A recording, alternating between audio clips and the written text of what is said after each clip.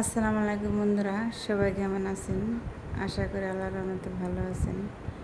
বন্ধুরা, আবার নিয়ে আসলাম আপনাদের সামনে উত্তরবঙ্গের সেই ডিম আলুর ঘাটির সুস্বাদু রান্নার রেসিপি। বন্ধুরা, এখানে বন্ধুরা খুবই মজাদার একটা রান্না। আশা করি সম্পূর্ণ ভিডিও দেখবেন, দেখলে অবশ্যই ভালো লাগবে। বন্ধুরা, এখানে আমি যে আলুটা সুন্দর করে সিদ্ধ করে নিয়েছি, এখানে ডিম নিয়েছি 8টা। আপনাদের ডিম অনুযায়ী, মানুষ অনুযায়ী ডিম নেবেন। আমি 8টা নিয়েছি, আপনারা যে কয়টা ভালো লাগে সেই কয়টাই দিবেন। এখানে দিয়ে দিলাম বন্ধুরা তেলটা একটু গরম হয়ে দিলাম হলুদ গুঁড়া দিয়ে ডিমটা সুন্দর করে বন্ধুরা এখন আমি দিয়ে দিব। ডিমটা দিয়ে সুন্দর করে ভালো করে বন্ধুরা আমি আলতো হাতে নেড়ে চেড়ে নেব। ডিমটা আমি বন্ধুরা সুন্দর করে ভেজে নেব।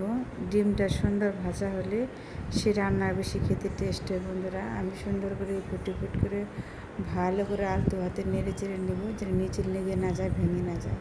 এতে বন্ধুরা ডিমটা ভাজা হয়েছে, দেখেন কত সুন্দর কালার হয়েছে। ডিমের কালারটা দেখে কত সুন্দর লাগতেছে, লোনে খেতে খুবই মজা। এখন বন্ধুরা আমি দিয়ে দেবো পেঁয়াজ কুচি। সে তেলের দিয়ে আর একটু তেল দিয়ে ভালো করে পেঁয়াজটা আমি নেড়ে চেড়ে নেব। পেঁয়াজটা নেড়ে চেড়ে নিয়ে একটু হালকা বাদামি কালার করে নেব বন্ধুরা, পেঁয়াজের কালারটা যেন চেঞ্জ হয়। এতে বন্ধুরা আমি দিয়ে দিলাম একটু জিরার পানি, এটা জিরা বেটে রেখেছিলাম সেই পানিটা। আদা বাটা, জিরা বাটা, পেঁয়াজ বাটা দিয়ে সুন্দর করে ভালো করে বন্ধুরা নেড়ে চেড়ে নিয়ে দিয়ে দেবো হলুদ গুঁড়া, দিয়ে দেবো বন্ধুরা ধনের গুঁড়া, মরিচের গুঁড়া দিয়ে সুন্দর করে আবার ভালো করে নেড়ে চেড়ে নেব। বন্ধুরা, সুন্দর করে মশলাটা কষিয়ে নেব। মশলা যত কষানি ভালো হবে, রান্নাটা খেতে বেশি টেস্ট হবে। আমি ঢাকনাতে ঢেকে রেখে দেবো বন্ধুরা 10 মিনিটের জন্য, মশলা যেন ভালো করে কষানি হয়। এতে বন্ধুরা দেখেন আমার মশলাটা কত সুন্দর কষানো হয়েছে, উপরে তেলটা বেশি উঠছে। এ পর্যায়ে যে আমি আলুটা সিদ্ধ করে রেখেছিলাম সেই আলুটা বন্ধুরা সুন্দর করে ভালো করে টিপে টিপে দিয়ে দিব।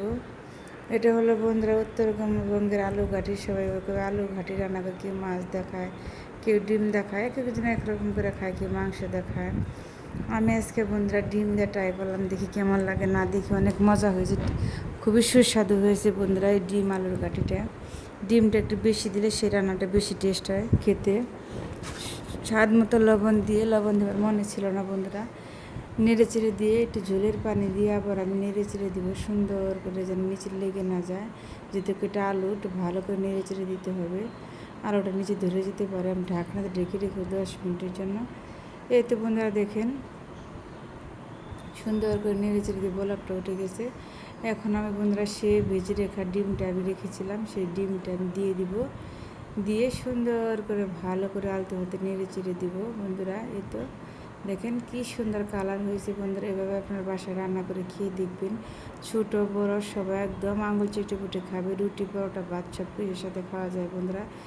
আমি আবার 10 মিনিটের জন্য ঢাকনা দিয়ে রেখে দেবো। দেখেন বন্ধুরা গ্রেভিটা ঘন হয়ে গেছে, কালারটা কি আসছে বন্ধুরা, দেখেই তো জিভে জল এসে গেছে। খেতে খুবই মজা বন্ধুরা, দেখেন কি সুন্দর হয়েছে। রেসিপিটা যদি আপনাদের কাছে ভালো লাগে বন্ধুরা, লাইক কমেন্ট করে সাবস্ক্রাইব করে পাশে থাকবেন। সবাই ভালো থাকবেন, সুস্থ থাকবেন। আল্লাহ হাফেজ।